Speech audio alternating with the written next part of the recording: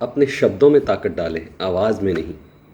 याद रहे, बगीचे बरसात में खिलते हैं, बाढ़ में नहीं। दोस्तों नमस्कार। क्या आपको नहीं लगता कि हमारे बातचीत करने का तरीका, हमारे बातचीत करने का अंदाज, ये एक बड़ा रोल अदा करता है हमारे रिलेशंस को बिगाड़ने के लिए? और सिर्फ बिगाड़ने में ही नहीं, रिश्ते सुधारने में भी हमारी बातचीत का तरीका बहुत मददगार हो सकता है।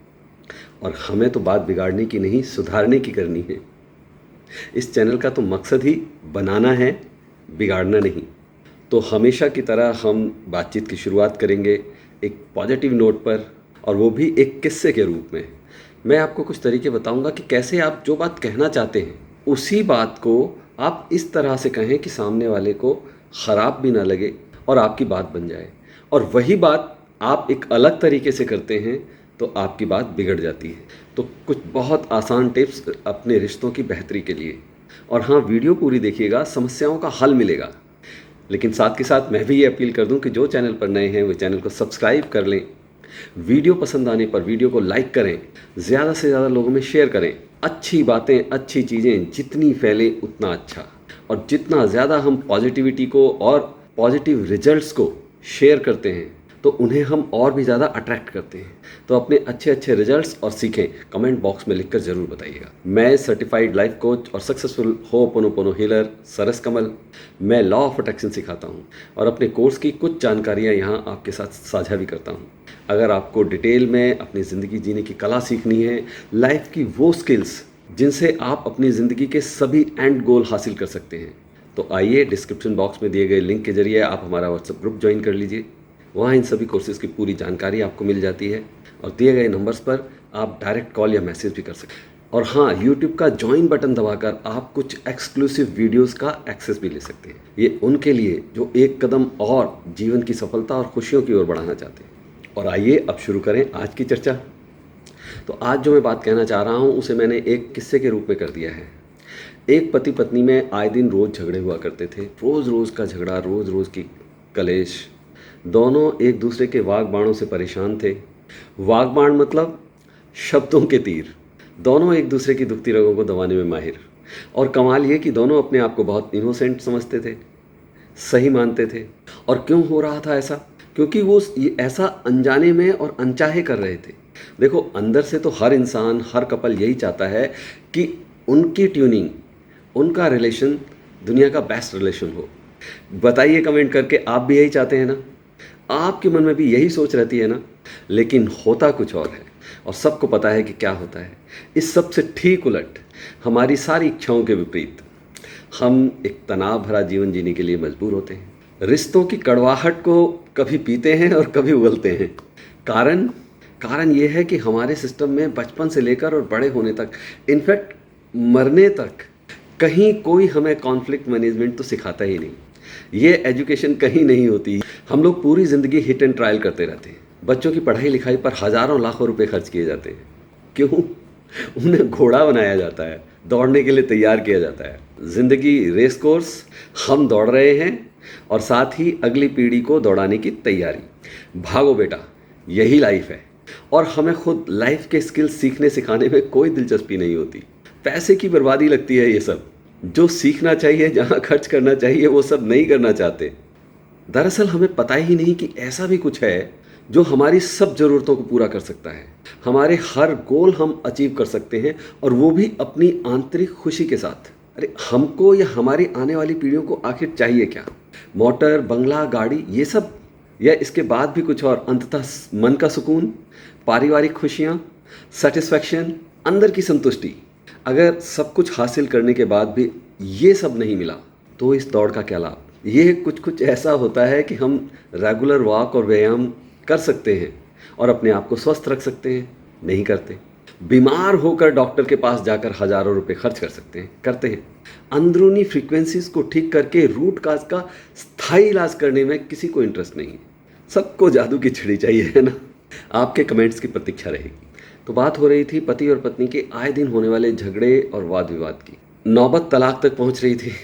लेकिन मन ही मन वे दोनों भी चाहते थे कि कुछ ऐसा हो कि चीज़ें सुधर जाएं, ठीक हो जाएं, बात फिर से बन जाए। लेकिन पहल कौन करे? ऐसे केसेस में ये मैं आगे आड़े आ जाती है। उनके परिवार के एक फैमिली फ्रेंड थे जतिन भाई।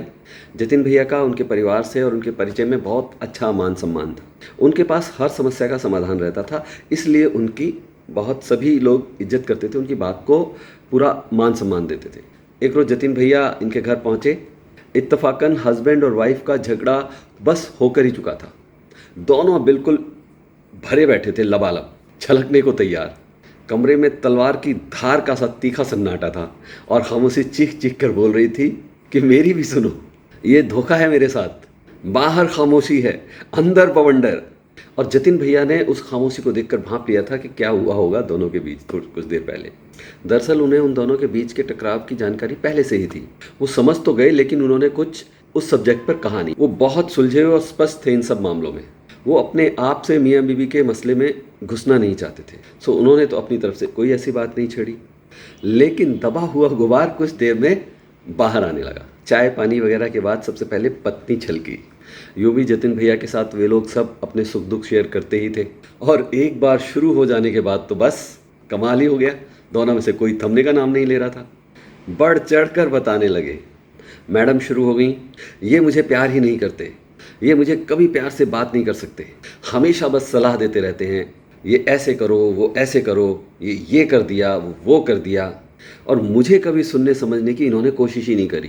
तंग आ गई हूँ इनके तानों से। घुमा घुमा के बातें करना और फिर सही गलत हो जाने पर सुनाना। उफ, भगवान जाने क्या चाहिए इनको। मेरे ही कर्म फूटे थे, वरना कहीं राज करती। कब मुक्ति मिलेगी? On and on and on, लगातार। और अब तक भाई साहब भी सुर में सुर मिलाने लगे थे। ये जो मेरे हर काम में मीन मेख निकालती रहती है, हर बात को क्रिटिसाइज़ करती है, किसी बात को पॉजिटिव नहीं ले सकती। जितना करूँ इसके लिए कम है। अरे कभी तो कुछ मैंने भी ज़िंदगी में अच्छा किया होगा, पर मजाल है जो कभी स्वीकार कर ले, मान ले। भयंकर अभिमानी है, कभी किसी बात का सीधा जवाब नहीं दे सकती। सवाल पर सवाल, सवाल पर सवाल। नेगेटिविटी की होलसेल की दुकान। जतिन भाई जान गए, समझ गए कि क्या चल रहा है।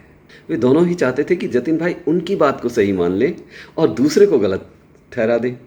पर सही बात क्योंकि वो जानते थे, और सही को सही कहना और गलत को ठीक करने का तरीका भी उनको मालूम था। उनकी सारी बातें बहुत तसल्ली के साथ सुनने के बाद उन्होंने कहा, ओके अब शांत हो जाओ। जतिन भाई ने उनको कुछ डीप ब्रीदिंग कराई ताकि वो अपने एंग्री मोड से बाहर आ सके, सामान्य हो सके, नॉर्मल हो सके। देखिए बातें बहुत छोटी छोटी हैं लेकिन ध्यान देने वाली हैं, और अगर हम इन बातों पर अमल करें तो यकीन जानिए कि हमारी लाइफ की बहुत सारी समस्याएं, बहुत सारी प्रॉब्लम्स बहुत आसानी से हल हो सकती हैं। तमाम बिगड़ते हुए रिश्ते टूटने से बच जाएं। अब जतिन भाई ने कहना शुरू किया, देखो कुछ देर मुझे गौर से ध्यान से सुनना, बीच में टोकना नहीं, और अंदर ही अंदर विचार करना दोनों पूरी ईमानदारी के साथ कि जो मैं कह रहा हूँ तुम दोनों उससे अपने आप को कनेक्ट कर पा रहे हो, कहाँ गलतियाँ हो रही हैं उसको महसूस कर पा रहे हो। आइए हम लोग भी सुने और ईमानदारी से विचार भी करें जो जतिन भैया उन दोनों मियाँ बीवी को बता रहे थे। तो वो आगे बोले, देखो अक्सर हस्बैंड और वाइफ के बीच कलेश की वजह क्या होती है? उनके अपने आप को एक्सप्रेस करने के तरीके, या किसी भी परिस्थिति में उनका रिस्पॉन्स किस तरीके का होता है, उसका अंदाज। समझे? हम कई तरीके से अपने आप को एक्सप्रेस करते हैं, हमारा रिस्पॉन्स कई तरीके से जाता है। अब वो जो हमारा रिस्पॉन्स है किस तरीके का होता है, वो जो तरीका है बस वही हमारे कॉन्फ्लिक्ट्स को बढ़ा देता है। तो एक तरीका जो हम लोग अक्सर बहुत ज़्यादा इस्तेमाल करते हैं वो है एडवाइस देने का। एडवाइस, सलाह देने का। तो भाई एडवाइस तो हम सभी देते हैं समय समय पर, और हम एडवाइस लेते भी आए हैं बचपन से ही। याद है बचपन, शुरुआत में माँ बाप से, बड़े भाई बहनों से, टीचर से, बॉस से, शादी हो जाने के बाद मियाँ बीवी के आपस में एडवाइस शुरू हो जाती हैं।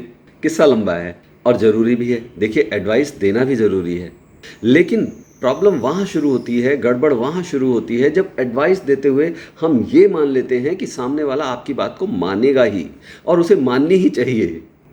दूसरा ये कि बिना मांगे सलाह देना, ये कैसा है? बोलो, क्या देनी चाहिए बिना मांगे किसी को सलाह? नहीं, ये सामने वाले को एक तरीके से छोटा दिखाने का तरीका होता है। बड़े स्मार्टली हम इस तरह से कह देते हैं कि जैसे सामने वाले को कुछ तो जानकारी है ही नहीं, उसे कुछ नहीं पता। इससे उसका आत्मसम्मान कमज़ोर पड़ता है, और ऐसा करके हम इनडायरेक्ट वे से ये बता देते हैं कि भाई तुम तो अनाड़ी हो, और अपने आप को अनाड़ी मानना कौन चाहेगा। तो सलाह देनी चाहिए, लेकिन तब जब सामने वाला मांगे, या सामने वाला आपसे बहुत छोटा है और आप देख रहे हैं कि वो गलत कर रहा है, सही नहीं कर पा रहा, तो आप सलाह दो, ज़रूर दो, लेकिन बिना इस उम्मीद के कि वो आपकी बात मानेगा ही, क्योंकि अगर उसने नहीं माना तो आपको कष्ट होगा और आगे के लिए आपके मन में ये भाव बैठ जाएगा कि ये तो मेरी बात सुनता समझता नहीं, इसको मुझे कुछ नहीं बताना। देखिए, इसको ऐसे समझिए कि हो सकता है कि एक बार जो आपने कहा वो उसने नहीं माना, उसे समझ नहीं आया, उसे अपने लिए सही नहीं लगा, लेकिन हो सकता है कि आपकी अगली सलाह शायद उसके काम की हो, उसे पसंद आए, ले ले। अब सच सच बताओ, क्या तुम्हारे झगड़ों की बड़ी वजह यही नहीं है? और अगर सलाह देनी ही है तो इस तरह से भी तो दे सकते हो, मेरे दिमाग में कुछ है, अगर आप कहो तो मैं आपके साथ शेयर करूं, मैं आपको कुछ बताऊं। इसमें क्या हुआ कि आपने कुछ कहने से पहले ही सामने वाले से इजाज़त ले ली, और अब आपकी बात माने जाने के भी चांसेस ज़्यादा हैं और सामने वाले को बुरा भी नहीं लगेगा। तो एडवाइस की ज़रूरत सिर्फ और सिर्फ तब होती है जब सामने वाला उसे लेने में इच्छुक हो। और याद करो अपना बचपन, कि जब आपको हर बात पे आपके पेरेंट्स बड़े लगातार सलाह देते रहते थे, तो आप किस फ्रस्ट्रेशन से गुजरते थे? होती थी फ्रस्ट्रेशन या नहीं? अरे अगर हम अपने दोस्तों को ही या कलीग्स को ही सलाह देते रहते हैं बिना कहे बिना मांगे, तो वो भी आपके सामने चाहे कुछ ना बोलें, लेकिन पीठ पीछे तो वो भी मजाक उड़ाते हैं, ज्ञानी बोलते हैं। तो समझो इस बात को, और अगर ये आदत आपकी है तो उसको कंट्रोल करो। तो दोस्तों, अगर आपको भी एडवाइस करते रहने की आदत है तो इस आदत को समझो और आप भी कंट्रोल करो। अब उन दोनों पति पत्नी ने तो सर हिला के जतिन भैया की बात मान ली, और आप लोग भी सहमत हो इस बात से तो कमेंट करके ज़रूर बताना। अब जतिन भैया ने उनको बड़े गौर से देखते हुए फिर से कहना शुरू किया, देखो ये मैं तुम दोनों में से किसी एक से नहीं कह रहा हूँ, बात बहुत जेनेरिक है। एक और तरीका होता है किसी भी सिचुएशन में किसी भी बात को रिस्पॉन्स देने का, जो हम अक्सर बहुत ज़्यादा इस्तेमाल करते हैं, और वो है क्रिटिसिज्म, आलोचना करना। अब मुझे यकीन है कि तुम दोनों के बीच भी ये बहुत ज़्यादा चलता होगा, तभी ये नौबत आई है। और हमें ये लगता ही नहीं कि हम आलोचना कर रहे हैं, ना तुम्हें लगता होगा, क्योंकि आलोचना करने वाला तो अपना हक समझ के आलोचना करता है, अपना हक समझ के वो बात कहता है, और बहुत अपने आप को स्पष्टवादी मानता है कि भाई मैं तो बहुत स्पष्टवादी हूँ और जो मेरे दिल में है वो मेरे मुंह पर है। ऐसे में सामने वाला आपकी बात का क्या मतलब ले रहा है, उसको अच्छा लग रहा है या बुरा लग रहा है, इस बात की वो परवाह नहीं करते। लेकिन आपकी ऐसी आदत से, इस पैटर्न से, सामने वाला जिसको आप सुधारना चाहते हैं, कुछ सिखाना चाहते हैं, वो आपसे इरिटेट होकर और गलत करने लगता है, उस बात को सही तरीके से एक्सेप्ट ही नहीं कर पाता, और क्रिटिसाइज करने वाले से उसकी इमोशनल दूरी बनती जाती है। तो सावधान, स्पष्टवादिता की आड़ में आलोचना करने से बचो। अपनी बात को बेहतर तरीके से सामने वाले को कुछ इस तरीके से भी कहा जा सकता है कि उसको ठेस ना पहुंचे, वरना लोग हमको अकड़ू, बदमिजाज, घमंडी और ना जाने किस किस तरह के नामों से पुकारते हैं। लेकिन ये सब आपके सामने हो सकता है कि ना कहा जाए, पीठ पीछे जरूर आपको यही सब कहा जाएगा। देखो, अगर हमें किसी चीज़ को सुधारना ही है, कुछ अच्छा बताना ही है, तो पहले हमें कुछ शुरुआत करनी चाहिए अच्छी बात से, कि सामने वाला क्या अच्छा कर रहा है। अच्छी बात से शुरुआत की, फिर आप जो मैसेज देना चाहते हो, जो सिखाना चाहते हो, जो बताना चाहते हो, जो भी आपका फीडबैक है, वो आप सर्व कीजिए, यानी बता दीजिए। उसके बाद फिर जब एंड करो तो आप फिर किसी अच्छी बात पर, किसी अच्छे नोट पर उस बात को ख़त्म करो। यानी आपने क्या किया, एक सैंडविच की तरह बनाया, एक अच्छी बात, फिर अपना मैसेज जो आप कहना चाहते हैं, फिर एक अच्छी बात।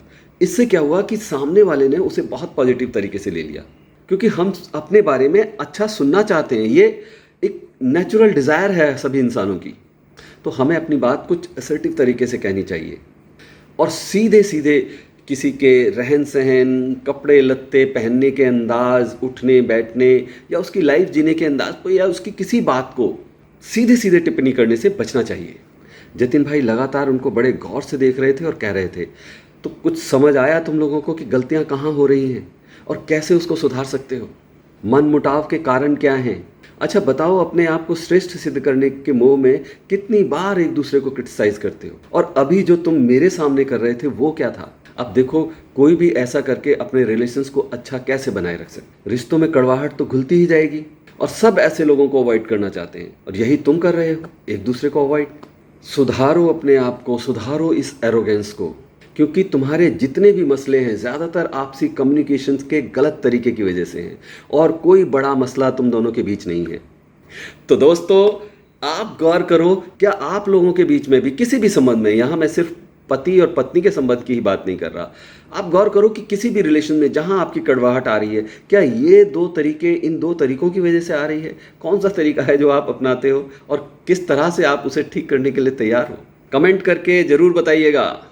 अब आते हैं जतिन भैया की ओर, आगे क्या कह रहे थे।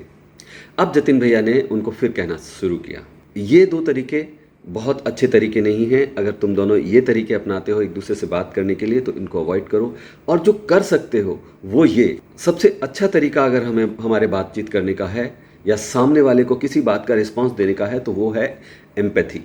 एम्पैथी यानी समान अनुभूति, मतलब जैसा सामने वाला महसूस कर रहा है आप उस चीज़ को महसूस करने लगें। पहले आप उस चीज़ को महसूस करें, फिर आप उसको अपना रिस्पॉन्स दें, फीडबैक दें, कहें। ऐसी स्थिति में क्या होगा कि आप जानेंगे समझेंगे कि दरअसल ये जो गलत हुआ या सही हुआ सामने वाले से, या जो भी परिस्थिति है वो क्यों हुई, आप उसे महसूस करेंगे। और जब महसूस करेंगे तो आप उसी के अनुसार अच्छे तरीके से बात करेंगे और कहेंगे। ये सबसे अच्छा तरीका होता है। एम्पैथी मतलब आप समझें कि आप टेबल के उस ओर हैं, सामने वाले की सिचुएशन में जाकर उसको महसूस करना, जानना, समझना, ये मानना कि जो भी उससे हुआ है वो जानबूझकर उसने नहीं किया होगा, वो किसी न किसी कारण से हुआ है। और आप ऐसे में आप अपनी अप्रोच पॉजिटिव रखते हो, अपनी बात पॉजिटिव रखते हो, ऐसे में रिश्ते बेहतर बनते हैं। तो तरीके हमें ये अपनाने चाहिए। जतिन भैया मुस्कुराते हुए उनकी तरफ देखकर बोल रहे थे कि देखो, हर इंसान चाहता तो यही है कि उसे कोई समझे, जाने। और जो लोग एम्पैथी को अपनाते हैं, दूसरे वाले को समझना चाहते हैं, समझ कर बात करते हैं, उन लोगों के रिश्ते, उनकी बॉन्डिंग आपस में बहुत अच्छी होती जाती है। क्यों नहीं तुम भी यही तरीका अपनाते? पहले समझो एक दूसरे को। जतिन भैया अब लगातार बोलते जा रहे थे। हाँ, लेकिन एक बात का ख्याल रखना है कि जब आप एम्पैथी अपनाते हैं, एम्पैथेटिक होते हैं, तो इसका मतलब ये नहीं है कि आप ज़रूरत से ज़्यादा हो जाएं।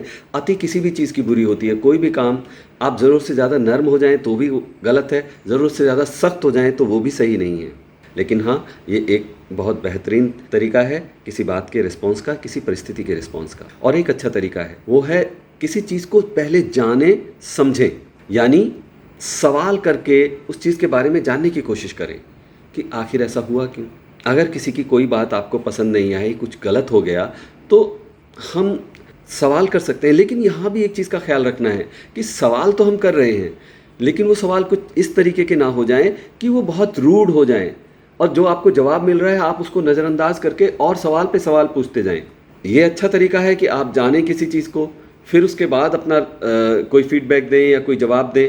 लेकिन यहाँ भी ये ख्याल रखना ही है कि आप ज़रूरत से ज़्यादा किसी को प्रेशराइज ना करें। जतिन भैया इतना कहकर थोड़ी देर के लिए चुप हुए, दोनों की तरफ देखा, मुस्कुराए, दोनों भी आपस में देख रहे थे और शायद अंदर ही अंदर कुछ विचार उनके अंदर चल रहा था, कुछ विचार कर रहे थे, समझ रहे थे कि हाँ, कहाँ उनसे गलतियाँ हो रही हैं। आप लोग भी समझ रहे हैं नहीं कि कहाँ गलतियाँ हो रही हैं हमसे? समझ रहे हैं तो कमेंट बॉक्स में कमेंट करके बताइएगा। और कौन सा तरीका आप अपनाते हैं? क्या आप बहुत ज़्यादा एडवाइस करते हैं, या बहुत ज़्यादा क्रिटिसाइज़ करते हैं, या बहुत ज़्यादा एम्पैथेटिक हो जाते हैं, या आप पहले जानने की कोशिश करते हैं फिर उसके बाद अपना रिस्पॉन्स देते हैं? कौन सा इमोशनल पैटर्न है आपका? कमेंट बॉक्स में कमेंट करके ज़रूर बताइएगा। ओके, अब देखें आगे, सुने कि जतिन भैया कुछ और कहना चाहते हैं क्या। जतिन भैया ने कुछ देर चुप होकर मुस्कुराते हुए उन दोनों की ओर देखा।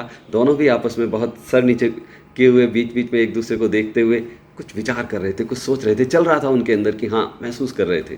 अब जतिन भैया ने फिर कहना शुरू किया, देखो, इनके अलावा भी बहुत सारी चीज़ें होती हैं, बहुत सारे बातचीत करने के तरीके होते हैं, उनको भी अगर हम थोड़ा थोड़ा अपना लिया जाए और एक स्किल अगर आप सीख लें तो बहुत सारी परेशानियां हल हो जाती हैं। वो है किसी को सुनने की कला। लोग सिर्फ कहना चाहते हैं, कहना पसंद करते हैं, कहना जानते हैं, सुनना नहीं। और जब तक आप अच्छे श्रोता नहीं बनेंगे, सुनने की कला नहीं आएगी, आपके रिश्ते अच्छे नहीं हो पाएंगे। और आवाज़, आपकी पिच, आप किस पिच पर बात करते हो, कितनी तेज़ बोलते हो।